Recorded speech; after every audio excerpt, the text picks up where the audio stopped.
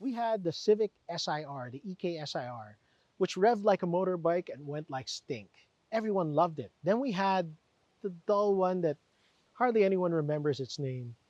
Then we had the FD Civic. Even the economy FD Civic was great, and the 2-liter was awesome. Then you had the dull one, which had the exact same engines, but it had like 1/10 the character. It was so-so. And we followed that up with the 1.5 RS, the fastest Civic sedan ever sold in the Philippines. But what comes after that? Will we get another dull, boring, or maybe even the most boring Civic ever? Or will we finally break the Civic curse? Break the cycle of exciting, boring, exciting, boring. I can't get on this roller coaster anymore. I want an exciting Honda this year, Honda. Will this Honda Civic FE be it?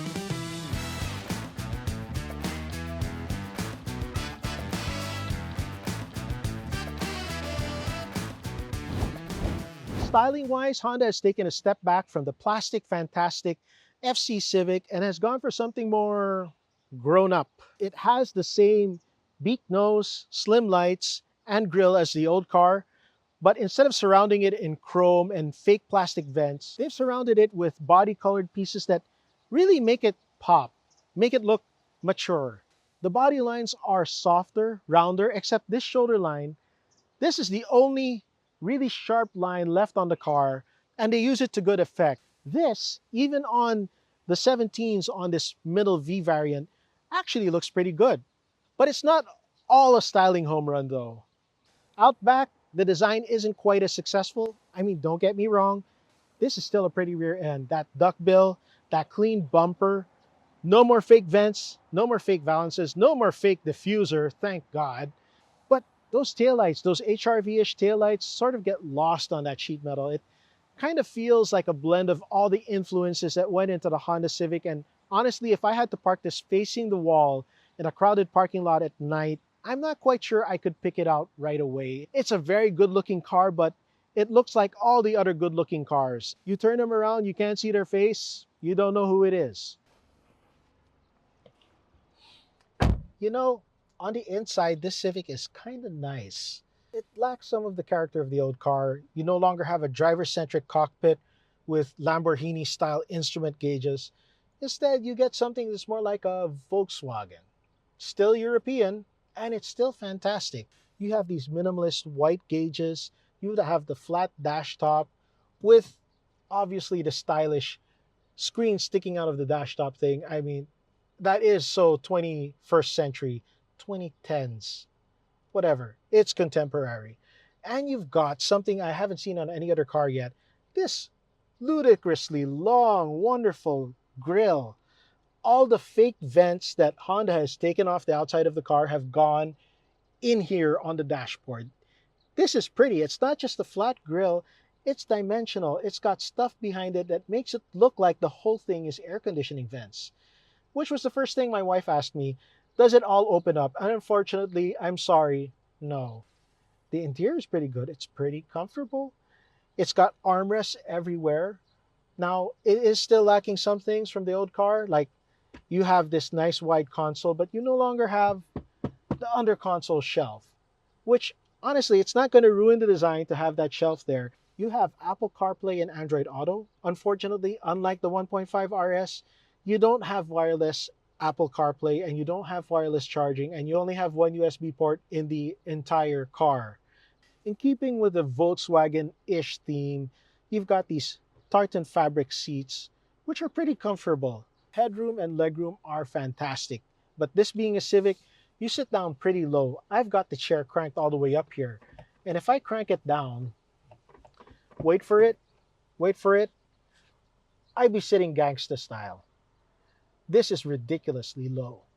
Now the back seat is still a pretty good place to be. You've got rear AC vents in here, you've got door pockets, you've got drink holders. You can cross your legs in here, no problem. I've got this chair pretty far back and I'm comfortable. And you have a center armrest. You know, Honda is a brand known for clever engineering, but this is the same armrest on the Honda City. It just flops. I mean, it doesn't lock, it doesn't half lock, it just flops.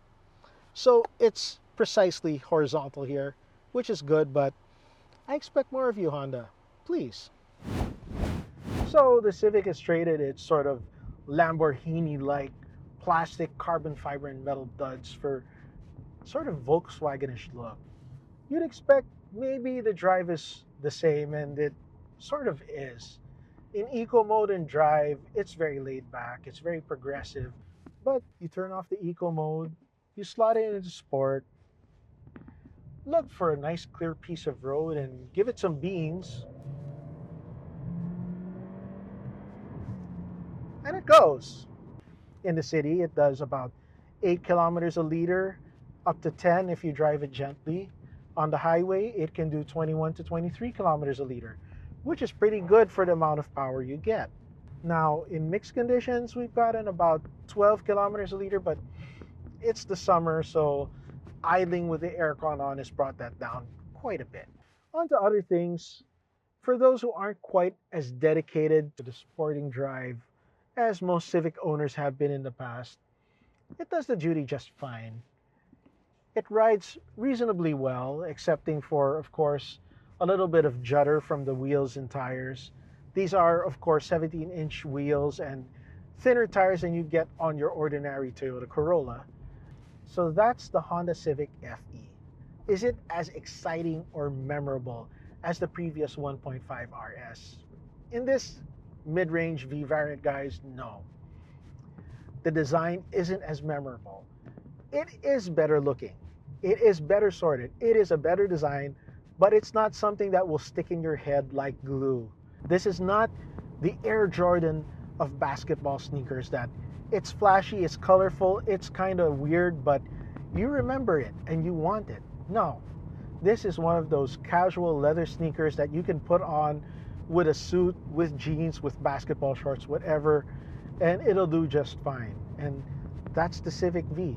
This is a family car for those who have a Jekyll and Hyde personality, who feel like letting loose once in a while, but most of the time we'll be stuck in traffic, listening to the radio, enjoying the aircon, and sitting nice and low and comfy in these deep, deep bucket seats.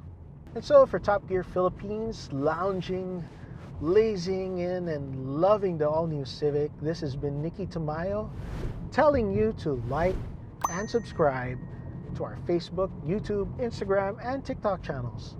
And please leave a comment. Tell us what we're doing right. Tell us what we're doing wrong. Tell us what more we can do for you. Would you like more of this? More of something else? More of me? Please ask for more of me. Because for Top Gear Philippines, this has been Nicky Tamayo signing out.